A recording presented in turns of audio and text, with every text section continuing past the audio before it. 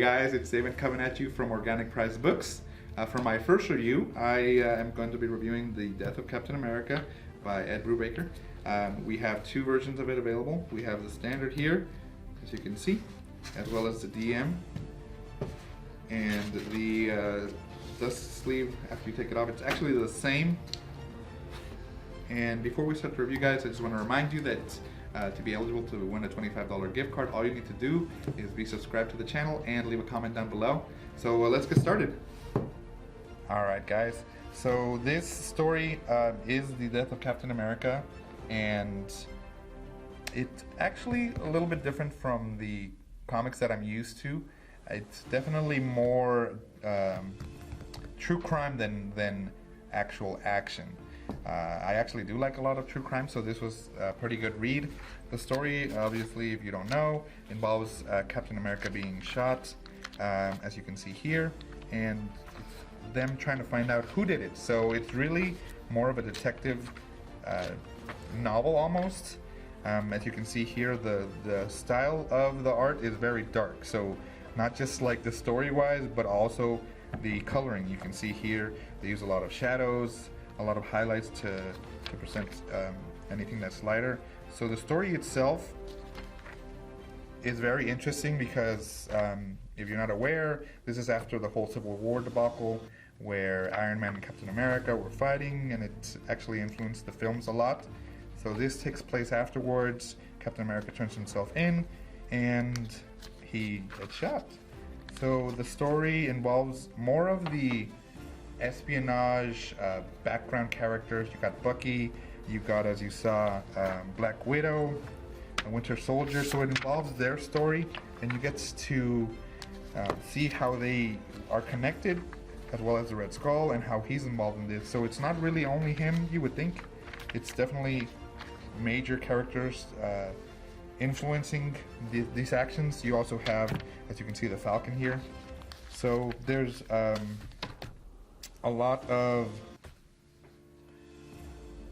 overlapping characters, and you can definitely tell that much of the film of Civil War was based off of some of this storyline. As you can see, Iron Man's also in it, and it involves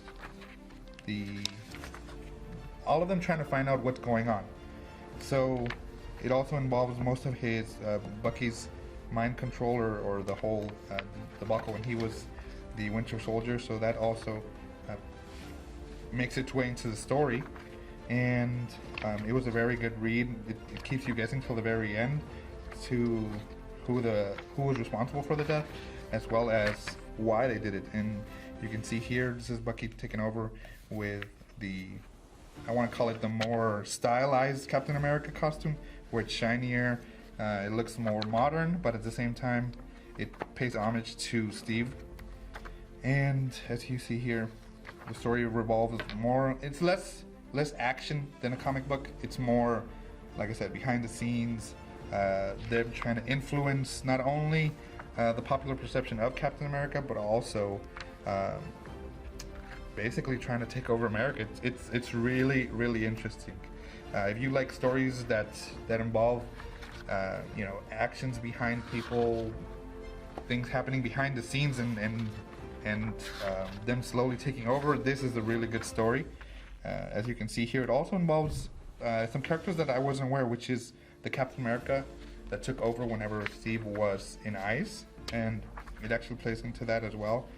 This is, I believe, the daughter of the Red Skull. So there's characters in there that I didn't know, and that are very interesting as well. And as you can see, the art style, like I said, very dark. But it fits the story because it's basically, in my books, in my opinion, a detective story. What's going on? Who's behind it? Why did this person get killed? So definitely a very good read. I enjoyed it a lot. As you can see, these are the different covers that are available. This is more cartoony, more realistic here. The shiny aspect of the new Captain America, which I personally don't like, but it does look really cool whenever they draw it like this. Some variant covers that they had for it, as well as the black and white and the penciling, and it has the story as well.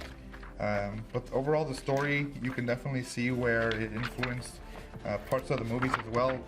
Let's go back just to show.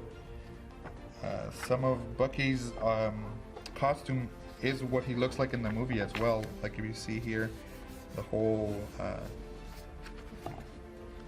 military aspect, like the military styled uniform that he had, was based off of this storyline as well. So it's really, really cool to see that not only come to life on the screen, but see where the roots come from as well.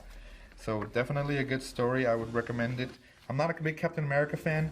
I prefer more, you know, DC stuff, Batman, Green Lantern, like really out there.